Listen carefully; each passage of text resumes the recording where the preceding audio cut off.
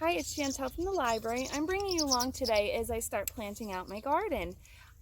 This is the time of the year that I like putting plants out. I know that they're generally going to be safe. The weather is warmer, the soil has had a chance to warm up, and as long as there's no frost predicted in the weather forecast, you're good to go. Now, these are my tomato plants. I started them in the basement several months ago from seed, but a lot of times it's just fine to buy them from a local garden store or a friend who has plants. You want to try to make sure that you plant these out usually earliest in the day, anytime in the morning or even in the evening if you can, anything other than the middle of the day where the sun is so high and beating down on it and really hot. It causes a little bit less of a transplant shock for anything that you're planting. Now, with these tomatoes, I already have my hole dug. And with tomatoes, the good thing about them, they're pretty hardy. So you can plant a nice deep hole.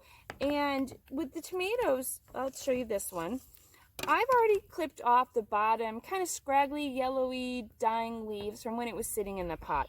And I'm actually going to plant this deep. You can plant this tomato all the way up the stem, and it will actually start to root once it's in the ground. So that'll make for a nice, healthier plant down the road in the summertime.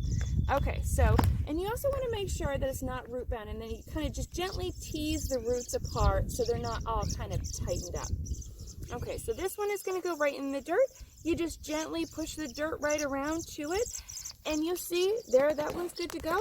You see that I have the tomato cage right next to it. One thing I've learned the hard way, you don't plant the tomato and then put the cage on top of it. If you're using a trellis or a cage or any kind of system to hold it up and support it, which I do highly recommend, make sure you get that in place first.